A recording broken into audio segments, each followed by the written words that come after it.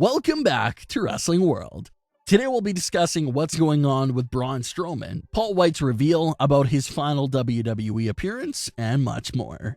So let's get into everything with Braun Strowman, because this weird storyline is starting up a lot of discussion amongst fans. This all started several weeks ago when Shane McMahon came out during a segment with Braun Strowman. Shane McMahon was throwing in a lot of sneak disses at Braun Strowman while he was talking, and Strowman started catching on to everything Shane was saying. Shane also cost Strowman a tag team match, which added a lot more fuel to the fire. That led to Braun Strowman coming out and demanding an apology from Shane McMahon, which led to Shane McMahon coming out on Raw, coming face to face with Strowman, but walking to the back without saying a single word. But it still looked like Shane had something on his mind. So they came back out later that same night and basically had a do-over for that segment. That's when Shane McMahon makes fun of Braun Strowman again and runs off. Strowman chases him to the back. A car drives off, but Shane pops in the camera after fooling Strowman with the car that drove away and called him stupid again. That led to this week's segment and the match between Shane McMahon and Braun Strowman. The match was never really properly started. It was just more of a segment to set up their Fastlane match. Strowman got destroyed by Shane McMahon, and then strangely enough, got slime thrown over him as well. First things fans asked and wondered about was if this was some sort of punishment for Braun Strowman. For a 51-year-old part-timer to come out there and clown this massive WWE superstar that's in their prime just feels wrong. It just feels like this is some sort of punishment due to how embarrassing and weird it was. Some reports out there are throwing some rumors around that it very well could have been a form of punishment. What did Strowman do to get destroyed and embarrassed this badly? We don't know for sure. A lot of fans are debating back and forth about this slime bucket and if this was a good or bad idea. But the important thing to talk about here is Strowman's character, because it feels like we lost something there. Braun Strowman was going through this massive change last year. He embraced the Fiend's effect, shaved his hair off, and was actively extremely cold to former best friends like Alexa Bliss. It looked like we were about to see this whole new stronger version of Braun Strowman and this whole new character due to the change the Fiend had on him. The change was extremely short-lived, and it doesn't feel like Strowman even had that Fiend effect in him anymore. Take a look at just how special the Fiend effect has made Alexa's character. There was an opportunity to capitalize on that with Strowman, but they didn't do that. Even the whole story between Braun Strowman and Shane McMahon feels really off. You have so many other feuds that have great backstories and long build-ups, but the backstory to Shane vs. Braun is just Shane calling Braun stupid. That's about it. That's all we got for the backstory for their feud right now. Shane McMahon calls Braun stupid, and that kicked off this whole entire feud.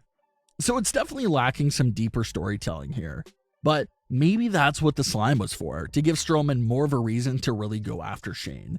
But it does make you wonder if using a slime bucket really was the only option.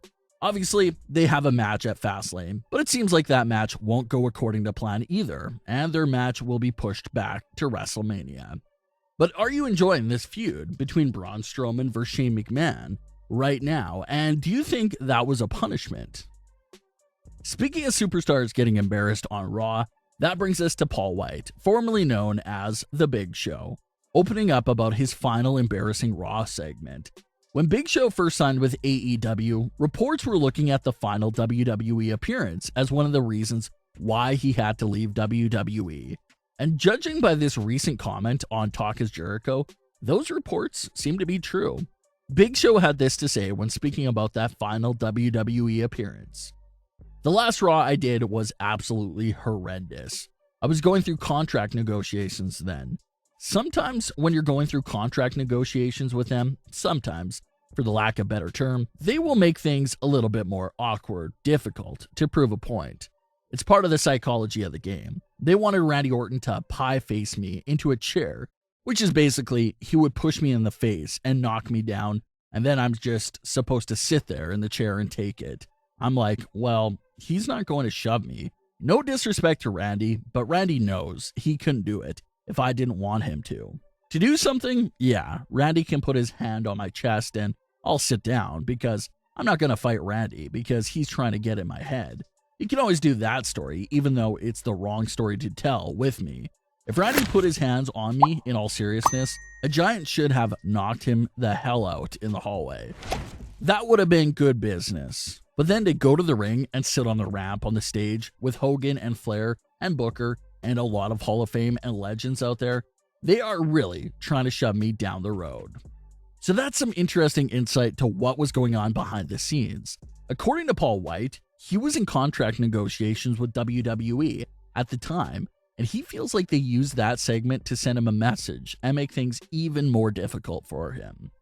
They made him look like one of the older WWE legends that have no business getting physical in the ring, and that didn't sit well with him.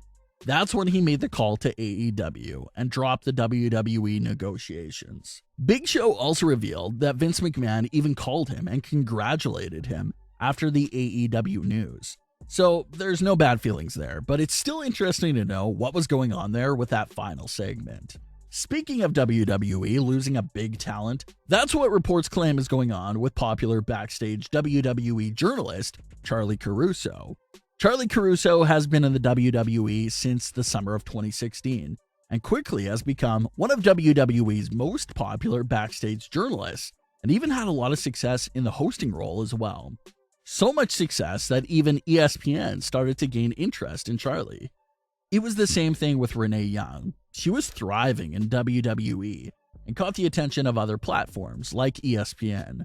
Charly even works part-time for ESPN as a moderator for First Take and one of the hosts for ESPN's First Take podcasts.